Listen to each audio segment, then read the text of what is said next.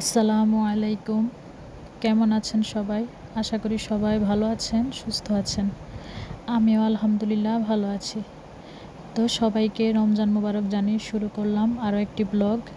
তো এই ব্লগটা হচ্ছে আমার 2 দিনের। আসলে এত পরিমাণ ব্যস্ত ছিলাম যে ভিডিও দিতে পারি নাই। তো 2 দিনের মিলেই ভিডিওটা করেছি। কিন্তু অনেক ছোট করে করতে চেয়েছি, তারপরও 9 মিনিট হয়ে গেছে। এমনিতে তো ভিডিও কেউ দেখতে চায় না, তারপরও কি করব, এত কষ্ট করে যেহেতু ভিডিও করেছি তো সেজন্য দিলাম 2 দিনের ভিডিও। যাই হোক, তো এখানে আমি সকাল সকাল উঠে কিছুদিন আগে তো একটা মুরগি বসাইছি, তো আরেকটা মুরগি বসাবো। কারণ এমনিতে কয়েকটা মুরগি আমার মারা গেছে কিছুদিন আগে। আসলে নিজের পালনকৃত মুরগির ডিম দেখলেই একটা অন্যরকম শান্তি। মুরগি বলেন, সবজি বলেন, নিজের হাতে যে কোনো জিনিসই যদি আমরা করে যদি ওটার ফল পাই, আসলে খুবই আনন্দ লাগে। তো এখানে আমি 10টা ডিম দিয়ে বসাইছি। তো মুরগি বসতে চাচ্ছিল না, তো আমি দরজা আটকে চলে আসছি, এমনিতে পরে বসে গেছে তো এখানে চিনি আনছে 5 কেজি। তো এর আগেও কিন্তু 5 কেজি চিনি আনছিল। 18 রোজা পর্যন্ত গেছে আমার চিনি। আসলে আমরা যেহেতু মানুষ বেশি, তো শরবত দেখা গেছে যে অনেক বানাতে হয়, তো চিনিটা বেশি লাগে। তো এখানে 5 কেজি চিনি আনছে, তো সবগুলাই আমি বয়ামের মধ্যে রেখে দিলাম। আসলে আমি মনে করি যাদের হাজব্যান্ড বিদেশ থাকে তারাই ভালো। মাসে দেখা গেছে যে একটা লিস্ট করে নেয়, সব কিছু সদাই একবারে নিয়ে আসে, ওইটাই আমার কাছে ভালো। তো আমার হাজব্যান্ডের যেহেতু বাজারের দোকান আছে, তো উনি প্রতিদিনই কিছু না কিছু আনে। এই জিনিসটা আমার কাছে বিরক্ত লাগে যে একসাথে লিস্ট করে দিব, সব কিছু একসাথে আনবে সব কিছু গুছিয়ে নেব শেষ। তো প্রতিদিনই কিছু না কিছু এরকম গোছাতে হয়। এটা আমার কাছে মাঝে মধ্যে ভালো লাগে, কিন্তু মাঝে মধ্যে একটু বিরক্তই মনে করি। তো এখানে রমজানের আগে কিন্তু আমার পেঁয়াজও আনছিল 10 কেজি। তো ওইগুলো আমার শেষ হয়ে গেছে। তো পেঁয়াজটা কিন্তু আমি অতিরিক্তই খাই। তো 18 দিনে 10 কেজি পেঁয়াজ আমি খেয়ে ফেলছি। এবার দেখেন কত পেঁয়াজ। তো এখানেও 10 কেজি আনছে, আর পেঁয়াজের দাম যেহেতু কমে গেছে তো আনছে বেশি করে। তো আবার বলতেছে যে এখানে 10 কেজি আনছি, যদি কমে তাহলে 1 মণ কিনে রেখে দেব পেঁয়াজ। আসলে আমার হাজব্যান্ডও তরকারির মধ্যে একটু পেঁয়াজটা বেশি পছন্দ করে, আর আমরা বেশিরভাগই দেখা গেছে যে ভুনা তরকারিটা খাই। তো এখানে আমি কিছু আলু এনে রেখে দিলাম, বড় বড় আলু তো নিজের ক্ষেতেরই। তো ছোট আলু দেখা গেছে যে ভালো থাকে, কিন্তু বড় আলুগুলা কিন্তু নষ্ট হয়ে যায়, পরবর্তীতে খাওয়া যায় না। তো যদি রোজা না থাকতো আমি কিন্তু আলুর চিপ বলে এখানে এদিক বিক্রমপুরে এটা বুরিন্দা বলে, এগুলা কিন্তু বাড়ির সবাই কম বেশি দিতেছে, কিন্তু আমি আসলে সময় করে উঠতে পারতেছি না আলুর বুরিন্দা দেওয়ার জন্য। তো যাই হোক, ঈদের পরে দিব। তো এখানে আমার হাজব্যান্ড কয়েকদিন ধরে বলতেছে যে এবার একটা মুরগিও খাওয়ালে না, আমরা যে মুরগি পালন করি তো অনেক দিন থেকে বলতেছে। তো সেই জন্য একটা মোরগ আর একটা মুরগি জবাই করছি। তো এগুলাই আমি, এটা হচ্ছে রাতের বেলা, ওইটা ছিল সকালবেলা। দুপুরে তো আরও অনেক কাজই করেছি আগের দিনের। তো মুরগি গরম পানি করে যদি মুরগি বাছা হয় আসলে কিন্তু বেশি সময় লাগে না। দেখা গেছে আমাকে যদি 10টা মুরগিও দেয়, আমি কিন্তু বেশি সময় লাগবে না, আমার পরিষ্কার করে ফেলতে পারবো।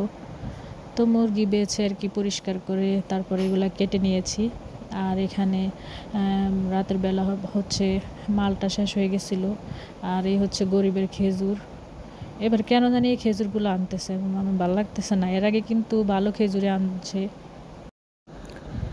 যাই হোক, সব কিছু আমি গুছিয়ে রাখতেছি। তো এখানে ডিমগুলো আগে ধুয়ে নেব।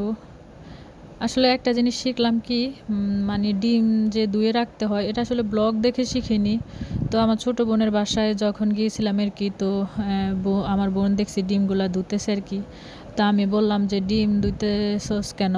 বললো যে না আপু, ধুয়ে রাখি, এগুলোর মধ্যে তো অনেক ময়লা থাকে, দেখা গেছে যে ডিম বাছতে গেলে ময়লা লাগে, সেজন্য তারপর আসলে অনেকের ভিডিওতে দেখি যে ডিম ধুয়ে রাখে। আসলে জিনিসটা ভালোই, খারাপ না যে ডিমটা ধুয়ে রাখা, এটা আসলে আগে জানতাম না। তো এর মধ্যে আমিও ডিমটা ধুয়ে রাখি। তো তো এখানে আমার হলুদ মরিচের গুঁড়াও আর কি শেষ হয়ে গেছিলো। তো আমাদের এদিকে কিন্তু হলুদ মরিচ ধনিয়ার গুঁড়া কিন্তু একসাথেই রেখে দেয় আর কি, সবগুলা এভাবে রান্না করি। তো এভাবে একসাথে মিশালে আর কি রান্না করতে এদিকে রান্না করতে পারি, কিন্তু আর যখন কুমিল্লা বাবার বাড়িতে যাই আর কি, তখন রান্না করতে গেলে একটু অসুবিধা হয়। তো আমাদের এখানে কিন্তু আলাদা আলাদাই সব রাখে। যাই হোক, তো এখানে তেলও শেষ হয়ে গেছিলো, এখানে তেলও আমি ভরে রাখলাম। তো এখানে এটা হচ্ছে পরের দিন। এই যে বললাম, ওই লোকটা আসলে মনে করেন যখন তখন বাজার নিয়ে আসে। তো এখানে কক মুরগি আনছিল 2টা, পোলা মোরগ খাবে সেই জন্য আর কি। তো আগেরও একটা আছে, কিন্তু আবারও 2টা। আর এই জিনিসগুলো নাকি কি বলে বিসমিল্লা, আমার শাশুড়ি বলতেছে। তো শুনে আমি একটা আবার হাসলাম যে এটা আবার কেমন নাম, যে বিসমিল্লা, আপনারা জানেন কি না? আর দেখেন, কাজ করতে করতে মাথা একেবারেই খারাপ হয়ে গেছে, কত আর মাথা ঠিক থাকবে। তো এখানে মুরগিটা আমার গলা কাটি নাই, পরে রেখে দিলাম, রেখে দিলাম ফ্রিজে। পরে আর কি যখন রান্না করি তখন আবার কেটে নিব, কি করব। তো এগুলো আর কি আমি ফ্রিজে রেখে দিয়েছি। আর বাঙ্গি, তরমুজ, আর তরমুজ তো আমাদের প্রতিদিনই লাগে। একটা তরমুজ দেখা গেছে 2 থেকে 3 দিন যায়, আর এমনি তো ভালো থাকে না। তরমুজ তো 2-3 দিন পর পরে দেখা গেছে একটা আনতেছে। আর বাঙ্গি তো এখানে আজকে না, এটা আর কি গতকালকের। তো আমার ছেলে আর কি ইয়েতে যাবে, কি হচ্ছে এতে কাপে বসবে আর কি। তো বললো যে মা একটু গরু মাংস রান্না করো। তো আমি বললাম, তো তুমি এতে কাপে বসলেও তো আমি গরু মাংস রান্না করলে তো পাঠাবোই, তো কেন এই কথা বলতেছো? বললো যে না, তুমি রান্না করো, আমি খেয়ে যাবো আর কি। তো এখানে আমি গরুর মাংস রান্না করলাম। ছেলে বলল, আসলে ওর বয়স কিন্তু তত একটা বেশি না, 14 বছর চলতেছে। গত বছর থেকে কিন্তু এতে কাপে বসতেছে, গত বছরও বসছিল। তো এবারও আল্লাহর রহমতে এতে কাপে বসছে। দোয়া করেন সবাই ওর জন্য। অনেক লক্ষ্মী ছেলে, 5 ওয়াক্ত নামাজ পড়ে, সব সময় বলতে হয় না। সকালবেলা দেখা গেছে যে রোজা না থাকলেও অন্য সময় যখন আজান দেয় উঠে আগে মসজিদে যায় আর কি, নামাজ পড়ে, আবার এসে আর কি ঘুমায়, একটু দেরি করে উঠে। নামাজের কথা ওকে বলতে হয় না, কোরআন শরীফে পড়ে, মাশাআল্লাহ অনেক ভালো। যাই হোক, এখানে আমি সব কিছু মশলা একবারে মেখে আর কি আজকে প্রেশার কুকারে দিব না, কারণ গরুটা নাকি বেশি একটা মানে বয়স্ক না। আমার হাজব্যান্ড বললো আর কি সিদ্ধ হতে বেশি সময় লাগবে না। তো সেই জন্য আর কি আমি এমনিতে কড়াইতে বসাই দিলাম গরু মাংসটা। আর আলু যে আগে বেজে রেখেছিলাম ওইটা আর কি দিয়ে দিলাম। আলু তো দিতে হয়, আমার মেয়ে আবার মাংসটা পছন্দ করে না, যে কোনো গরুর মাংস হোক আর মুরগির মাংস হোক, সাথে আর কি আলু দিতে হয়। তো এখানে আজকে কিন্তু চপ, তারপরে পেঁয়াজু, এগুলা কিন্তু আজকে কিছু ইয়ে করে নিই, ফ্রিজের মধ্যে একটু একটু ছিল। তো এগুলো আর কি বেজে নিলাম, কিন্তু এত কম আলুর চপ বা পেঁয়াজু আমি কিন্তু বাজি না। এই যে আজকে তো ওই ভিডিও তো হচ্ছে গত 2 দিনের, কিন্তু এই যে আজকে হচ্ছে 20 রোজা নাকি 21 রোজা, যাই হোক, এই 20 দিনের ভিতরে আমি হচ্ছে 3 দিন হবে আর কি ইফতারি বাজি নাই। আর প্রত্যেক দিনে আমার আলুর চপ, বেগুনি, পেঁয়াজ সবই কিন্তু বাজতে হয়েছে। আর না বাজলেও আমার কাছে কেমন জানি লাগে, ভাল লাগে না, বাজতে হয়, একটু হলেও বাজি। তো এখানে আমার গরু মাংসটা কিন্তু হয়ে গেছে। তো আমি জিরার গুঁড়া দিয়ে দিলাম, কালারটা মাশাআল্লাহ অনেক সুন্দর হয়েছে। তো এক চুলায় গরুর মাংস, আরেক চুলায় কিন্তু সব কিছু আর কি অল্প এই জিনিস আর কি বাছতেছি। তো বেগুনিগুলো দেখে হয়তো হাসবেন আপনারা, আসলে গাছের বেগুন তো, বড় বেগুন ছিল না, ছোট বেগুন ছিল 2টা। তো ওই 2টাই আর কি নিয়ে আসছি। আর বুটও গতকালকে ছিল ফ্রিজের মধ্যে, বুট আর আলু, তো ওইগুলো আর কি বাগার দিয়ে নিব আবার নতুন করে।